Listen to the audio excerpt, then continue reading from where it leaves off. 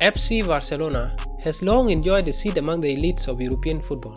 From Johan Cruyff in the 90s to the era of tiki-taka dominance under Pep Guardiola, even as recently as the last decade, this club has seen success aplenty.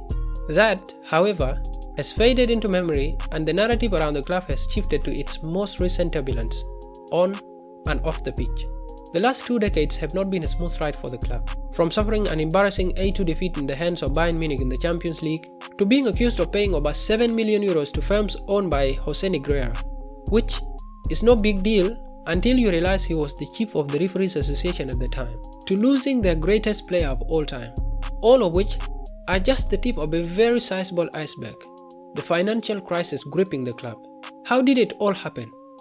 Buckle up as we dissect how it all went wrong for FC Barcelona, and who the villains and the heroes are, if any.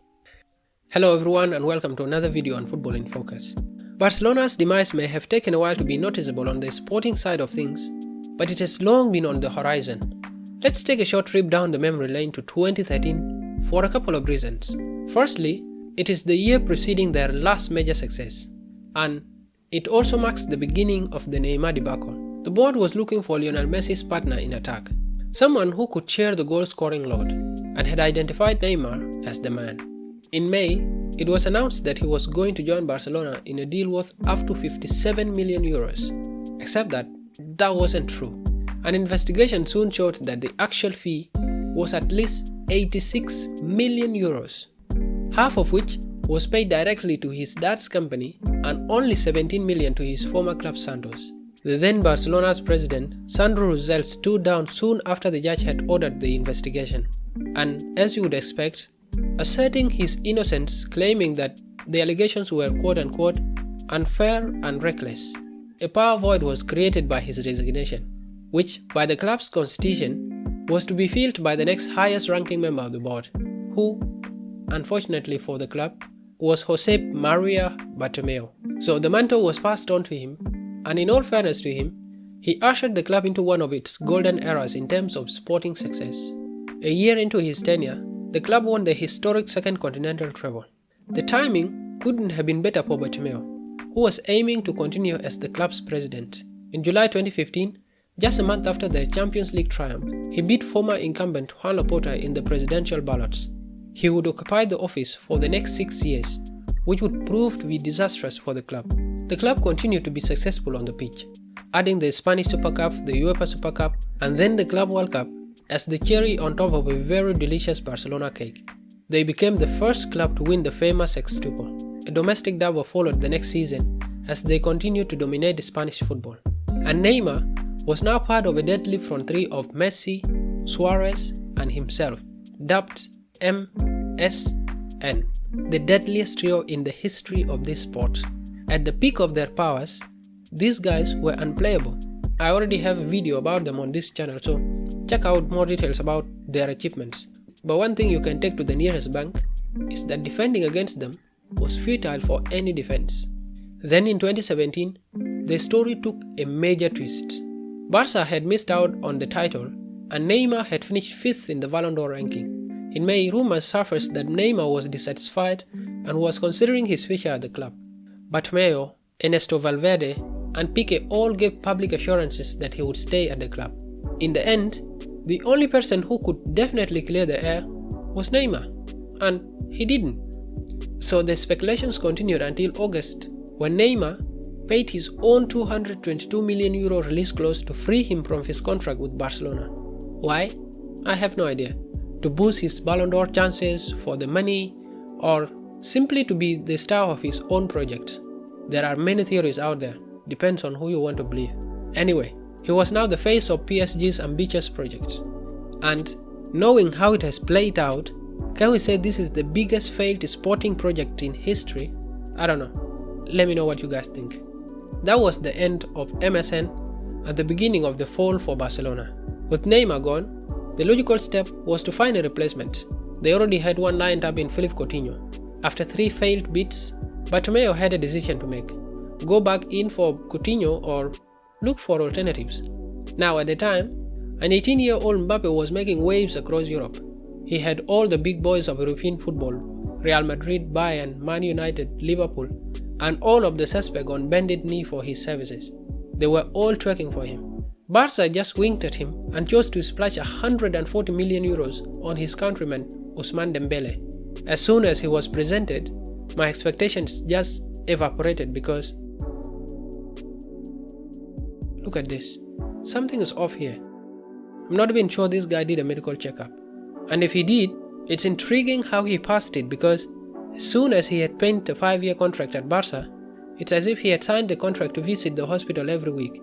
In his first start, he pulled up and was ruled out for 4 months. How unlucky. In January, he passed the fitness tests. And a week later, you know where this is going. He had already missed his hospital bed. So, he pulled up again. Now there's more to that than just luck. And we can't sit here and blame him for all the misfortune. There are lots of other things to factor in.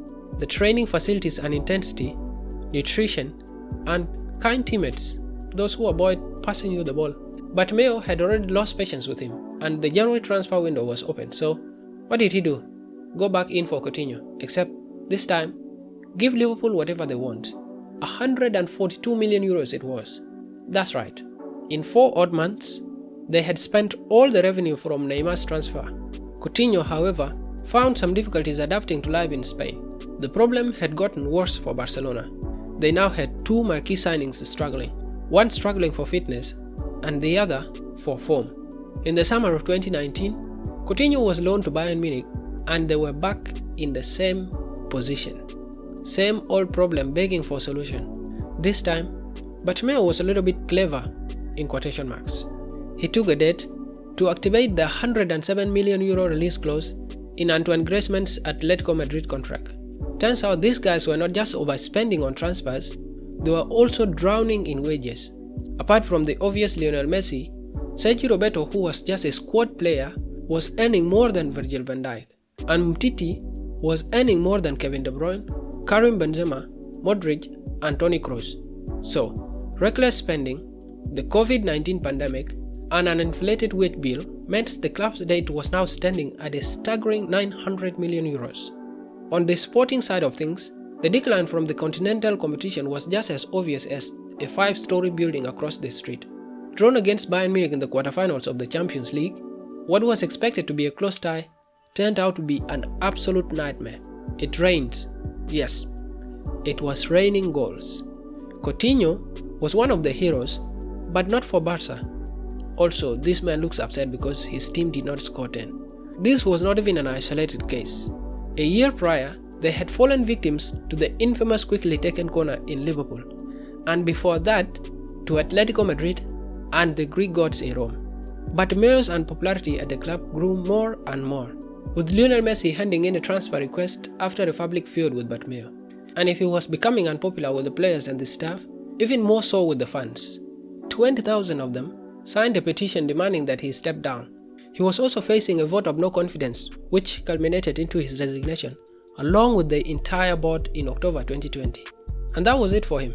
He had taken the club from winning the treble to a club plunged in dire financial straits. With elections scheduled for March the following year, Bartomeu was arrested by the police just days before the election. His offense?